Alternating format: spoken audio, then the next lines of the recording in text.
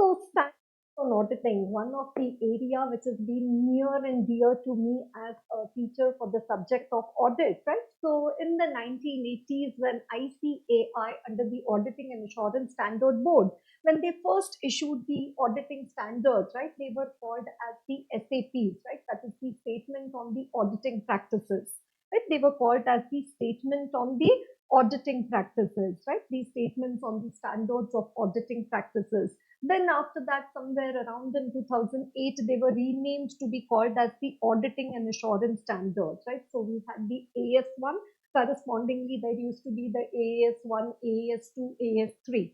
Then after that, they were renamed to be called as the Engagement and Quality Control Standards, which I'm sure you might be aware that those are of the 5 types, right? The engagement standards, that is standards on auditing, standards on review engagement, right? Then after that, the standards on assurance engagement, standards on related services, and the last one, the quality control standard, which is the standard on quality control, SQC.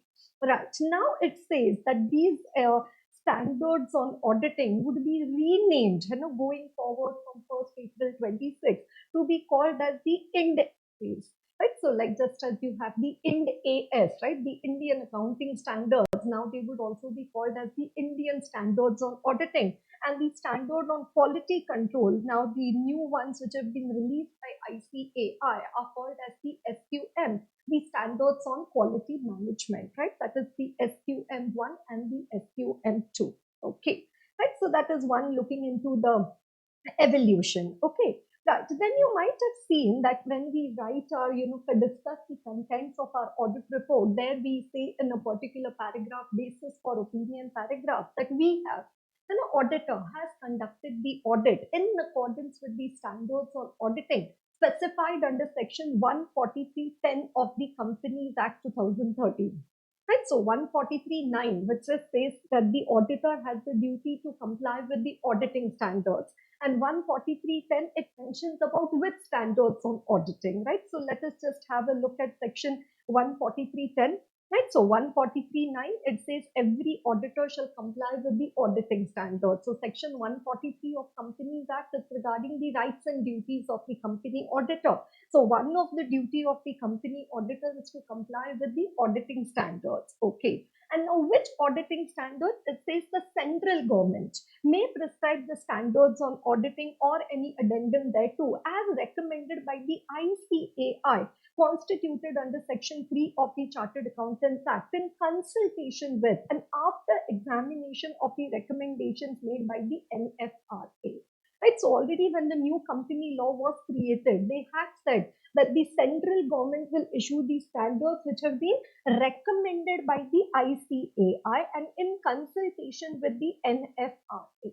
But that point of time when the company law 2013 was issued, there were no auditing standards released or no steps taken by the NFRA. So it provided that until any such auditing standards are notified or any standard or standards on auditing specified, right? So until any such auditing standards are notified, it says the standards on auditing which have been specified by the ICAI shall be deemed to be the auditing standards. So till the time the NFRA does not do any consultation and the issue of the standards on auditing issued by the ICAI will be considered to be the auditing standards, right? So what is the present scenario which is over there? It says the present scenario that the draft of the standards on auditing is issued by the ICAI and then directly released by the Ministry of Corporate Affairs by the central government.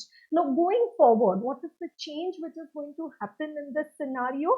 That now the standards on auditing, again the exposure draft will be prepared by the ICAI, then it will be sent for the consultation to the NFRA, and then after that it will be further issued by the central government under the Ministry of the Corporate Affairs.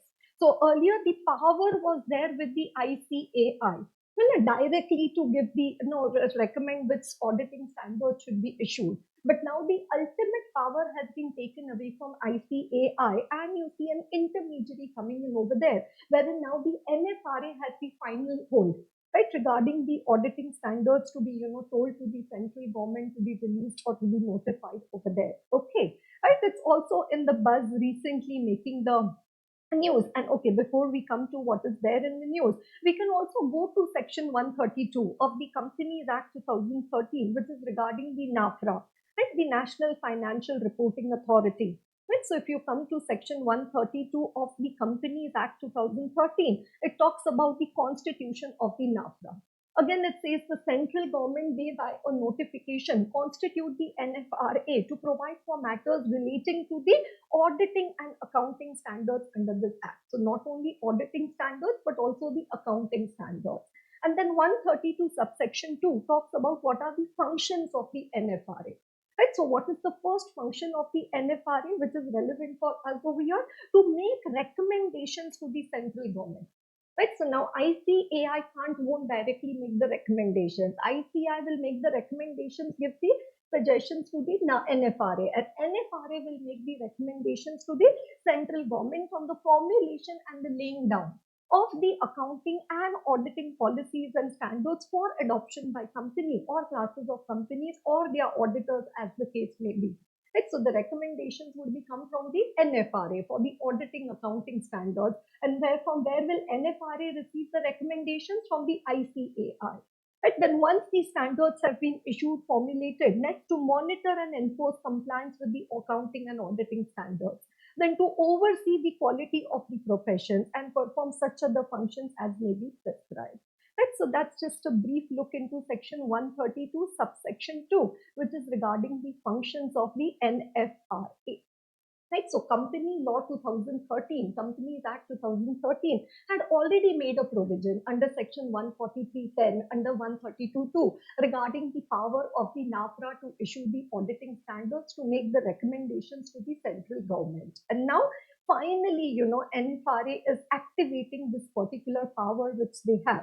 Right, so what is the activation of the power over there? Right, you will read it in the newspaper. Right, just take an image of the news which have come. It says NFRA board revised all audit norms despite the ICAI dissent. Right, so it says the NFRA has decided to do the revision of all the auditing standards which have been issued by the ICAI in spite of the objections of the accountant body. So ICAI says no, let us keep the power with us, but NFRA say no, we are going to do the revision. And once the revision is done, it says these new standards, right, recommend the implementation of the revisions by this from 1st April 2026. Right, so we are far, like 1.5, it's a some time away from the new auditing standards over there. Right, the Ministry of Corporate Affairs says in a statement. Okay, so NFRA was formed in 2018. Right, the new Companies Act already mandated, right, changes to the statutory audit regime. Okay, and then revised the 38 standards on auditing, including the SA 600 and the SA 299. So that's where the maximum buzz is happening about, regarding the 600 and the 299. Right, so then it says, SA 600 using the work of another auditor. Right, so if we come to, okay, right, so NFRA, yes, and then it says now the auditing essay will be called as the IND essay, going in line with the global practices. Okay, so SA 600, it is regarding using the work of another auditor. Right, wherein the branch auditor or the the work of the subsidiary has been done by another auditor. The branches have been audited by the branch auditor, and principal auditor, group company auditor, can he rely on the work done by the another auditor? Yes, unless there are circumstances which indicate that he should not rely. But now it says that group company auditor, parent company auditor, compulsorily you have to evaluate the work done by the other auditors. You have to review the work done by the branch auditors. You have to review the work done by the subsidiary company auditors. Right? So that is going to be an responsibility of the parent company auditor. Right now, you just write another matter paragraph and you say that these 40 subsidiaries have been audited by other auditors and we've considered their report while preparing our own report. But it says no, now you have to do the review of the work. Then again, another change is in the SA 299, which is regarding the joint audit of the financial statements. We say each joint auditor is responsible for the work allocated to him. So existing SA 299, is one joint auditor required to review the work of another joint auditor? No. And no need, because anything goes wrong in an area of a particular joint auditor, that respective joint auditor will be responsible. So one joint auditor, no need for you to review the work of the another joint auditor. But now they say nothing doing, nothing, you have to do the cross review, right? You have to review the work of the other joint auditors also, right? So though you are doing a particular part, some part of the work is being done by other joint auditors. Do each joint auditor need to review the work done by the other joint auditors? Yes, the work needs to be reviewed. Okay.